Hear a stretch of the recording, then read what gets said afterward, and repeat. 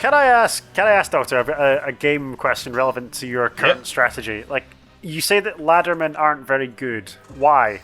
They have absolutely no armor. They will die in a single shot from anything. So as long as if your opponent has got anything on their wall, they're pointless. They die before they get there. And if the opponent hasn't got anything on the wall, you can use catapults with impunity. So there kind of isn't really a niche that laddermen fill for me. Yeah. Unless you move up a lot of them flanked by archers to kind of give fire support. But archers firing up at people on walls is not great, whereas they will just pick off your laddermen so easily. The only times that laddermen have been effective against me in this game is when I haven't been able to get stuff onto my walls fast enough. But Is there a gap in your defences at the north? What they're pathing towards? Yeah. I don't think so.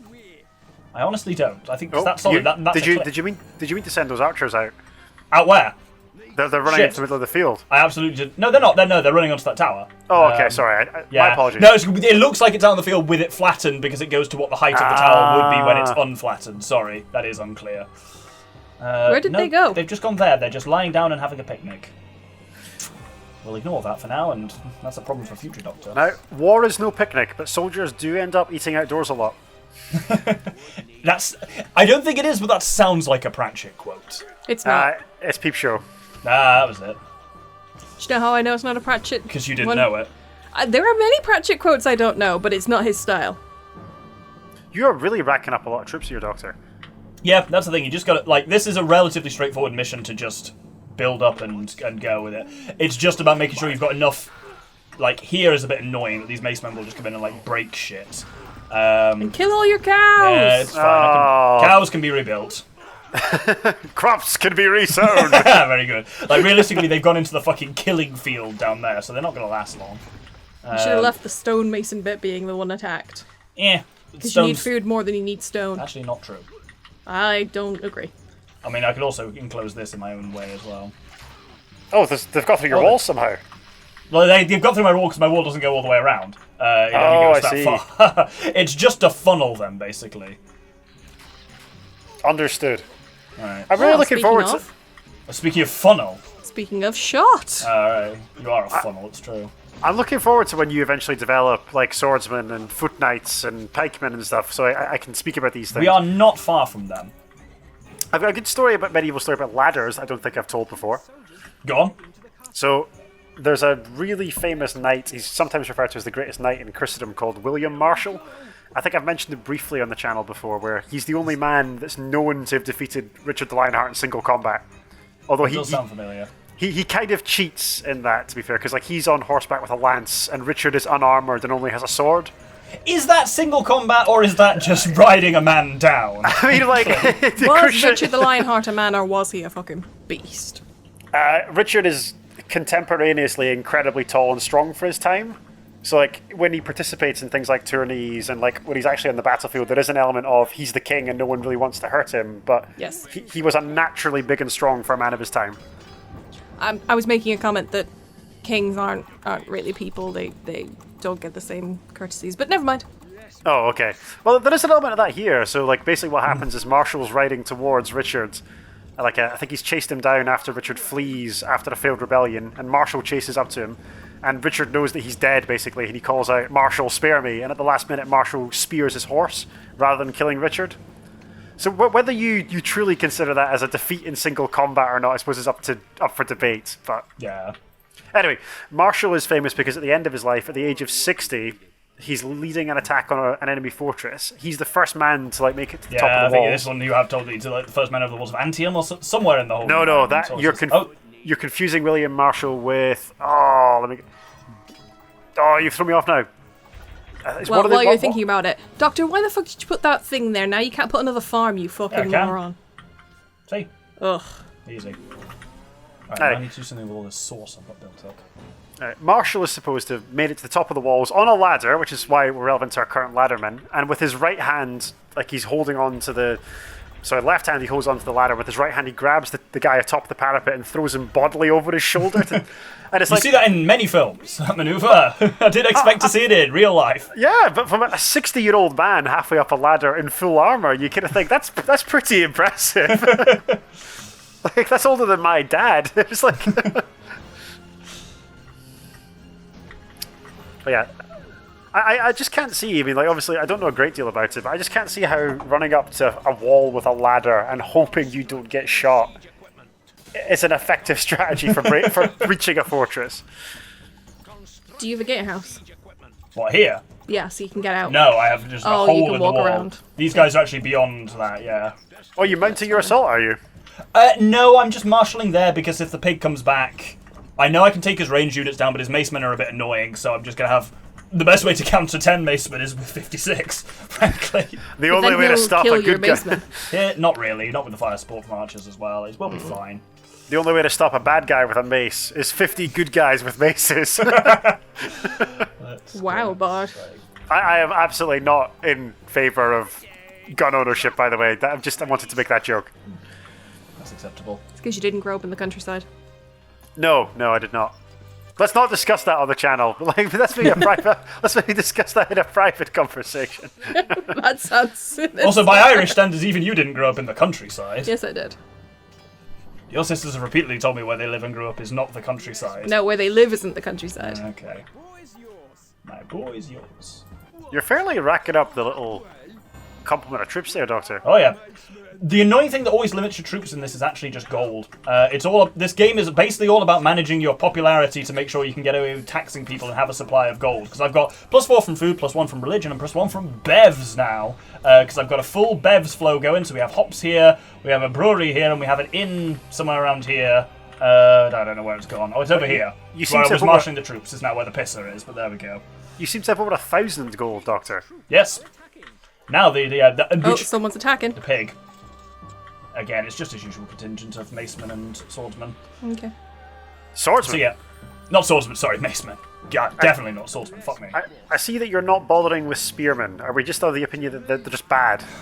There are much better things to use wood for. Basically, I use wood a lot for buildings, and then if I'm going to use wood for weapons, I find it more useful to use... Wood goes on archers, and then metal and leather goes on macemen, and then that way you've kind of got separate routes for each one. And honestly, yeah, spearmen aren't great.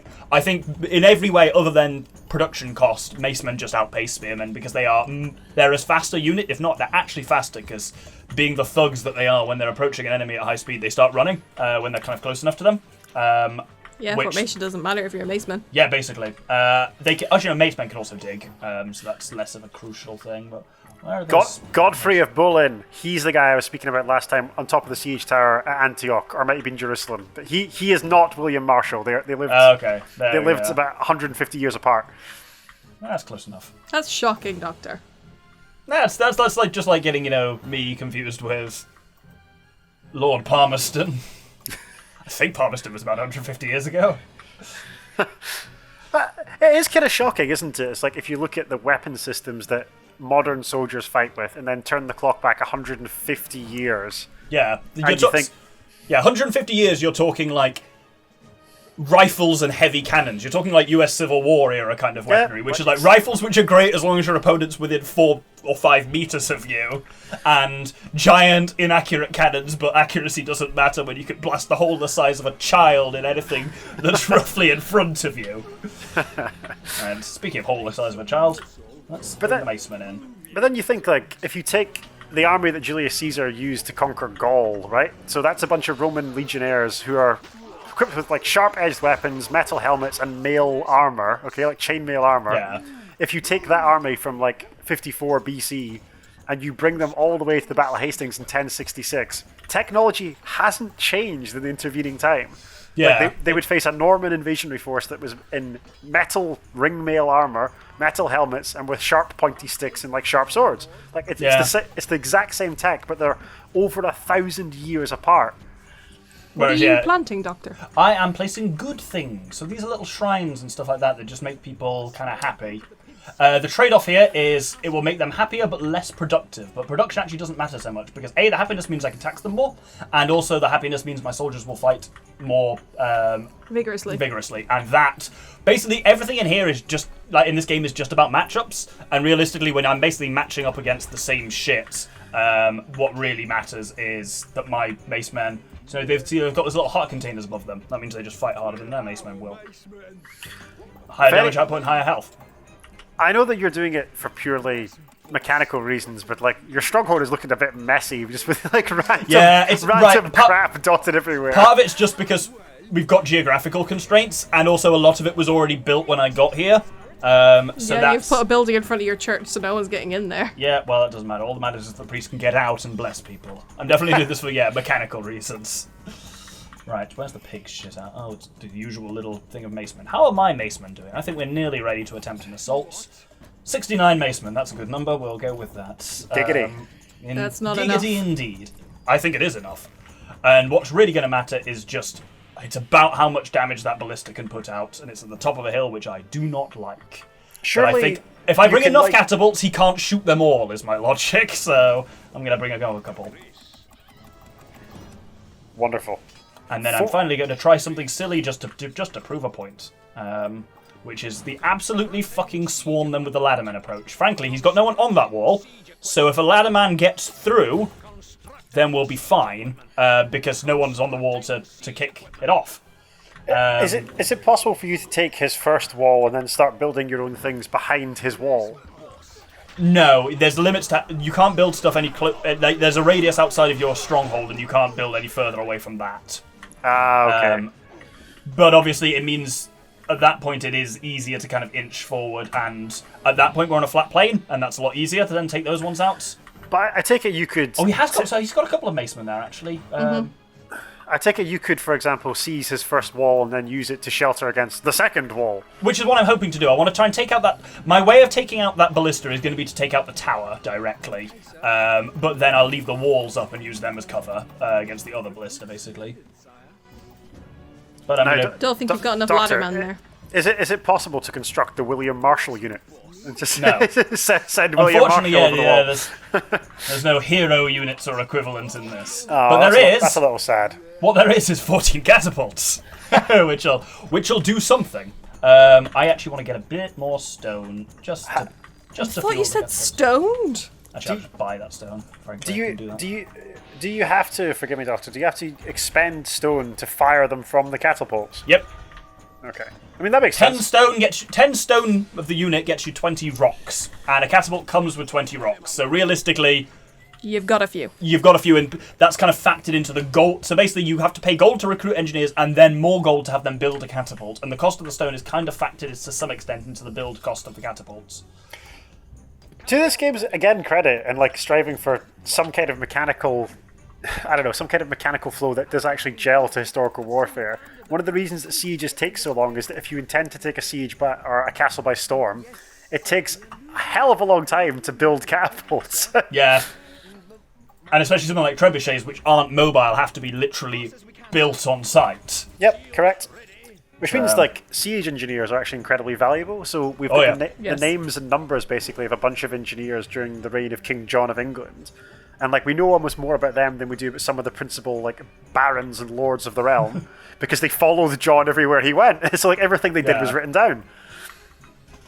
Right. What were we watching recently that had engineers digging underneath? I'm not sure. Well, like, underneath, like, castle walls or something? Yeah, underneath fortifications. Was it this? No. Because we did do that. Kind. What have we watched recently that it could have been? It wasn't in the Dragon Show, was it? No. Or the No, Elf older Show? than that, like within the last year. Oh. The Winter King? No. No, never mind. Whatever it is, it'll come to me at some point. Let's hope so. And Probably in not fairness, even like, there's a misconception that, like, the idea when you dig a tunnel is to, like, burrow into the enemy's castle and pop out and surprise him, which isn't... Yeah, as we saw last time, it's to fucking collapse the castle and collapse the tunnel and Collapse the wall. take out their foundations with it if you're lucky. Yeah. Precisely.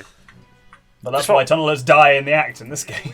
Yeah, just while we're on it, like we mentioned King John just a moment ago, during a particular siege against a rebel castle, what he did is he dug the tunnel and created a vent system so that the air from the tunnel would waft into the enemy's stronghold. Ah, stinky air. Well, actually the reverse, like, because they'd been besieged for months, they were basically dying of starvation, but, like, he coated every bit of the timber that had been used to construct the tunnel in pig fat, and then set it alight so that all they could smell was delicious bacon. And, like, That's awful. It's sadistic. Psychological. Yeah. If I keep coming back to this, and whenever we do like a historical series, like, people 700, 800, 900 years ago weren't less intelligent than us. They just didn't have the benefit of recorded knowledge. Like, using pig fat to torment your enemies is ingenious. Oh, you wait till we get to boiling oil and pitch and the river of fire, as the monks call it in this game. My days.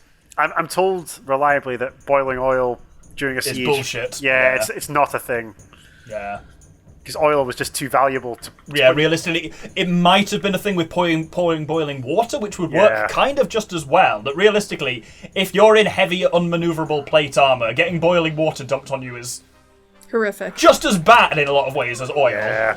But in this, boiling oil, when you chuck it, actually sets on fire when it lands, which also doesn't happen, but it's cool as shit, so that's a trade-off. Right, I'm going to move everyone forward and basically just start marshalling while the pigs stuff's away. I think, at least... here I'll be safe. I was going to say, surely one of the big drawbacks of your current plan is that it's going to take the catapults a lot longer to get there than it will your macemen. Actually, no, because as you can see, when you move stuff in one unit, they all march at the pace of some of the slower units. So they do try and maintain coherency, but it is one of the things that actually makes a combined arms force really hard to manage in this game. So there's a trade-off, definitely. And it takes some... It's one of the reasons that, like, combined arms in medieval warfare is, like, basically unheard of. Because it's hard, yeah. Doctor, why are you taking the ones that are nearest to the actual fighting when I take the ones because they're not going nearest to the fighting, because it's basically impossible for the pigs to get here without going past your lads. Okay, fine. So basically, this is essentially going to be the kind of guard that's going to be out here. I'm calling bullshit on dragging one of those fucking ladders or shields through a ford. Yeah. The catapult. The catapult boys. Like, no chance. What do you mean, dragging them in general or across the ford? Across the ford. Yeah. Like, I've talked about this before because in Edinburgh where I live, it's a weird thing, but it's like, so much of every single part of the logistics of a medieval place are just about where you can cross rivers. Yeah. We have this here when the bypass gets closed for some reason and everyone gets routed through a tiny village near us, like across this tiny road, because that's the next place where you can cross the Water of Leith. Basically, if you're going from outside Edinburgh to inside. And that road is awful. Yeah, and they send fucking HGVs down there. This is a thing across, like, big chunks of history. It's shit. Whoops.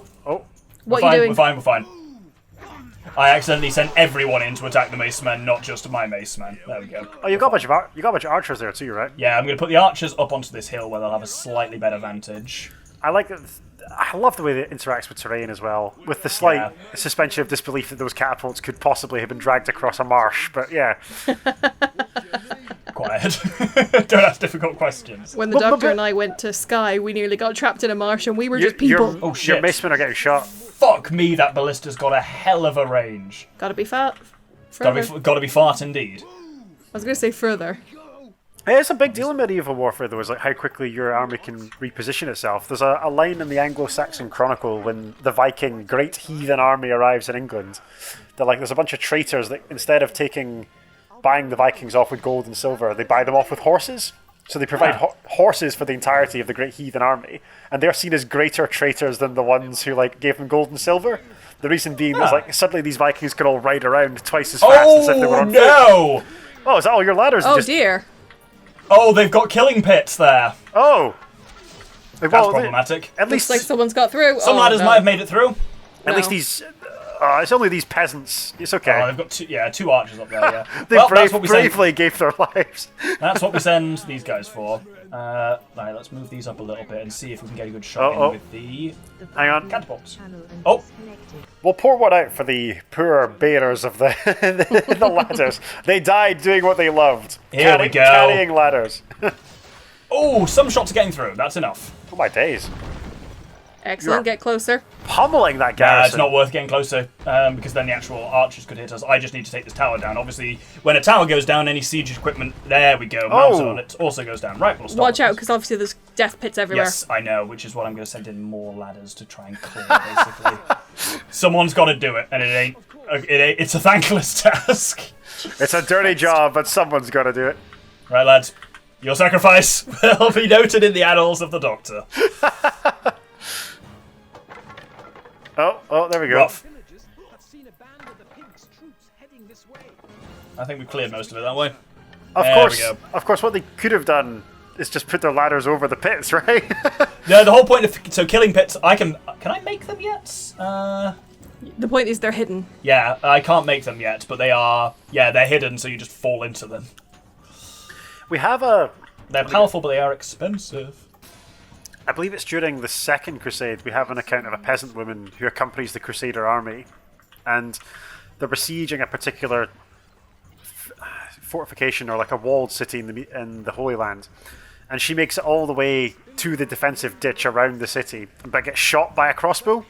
And like they go out to rescue her, but she realizes she's dead. And her dying wish is that they throw her corpse into the ditch, so that like she can help them get across. Jesus. I mean, I guess it works, but also fuck.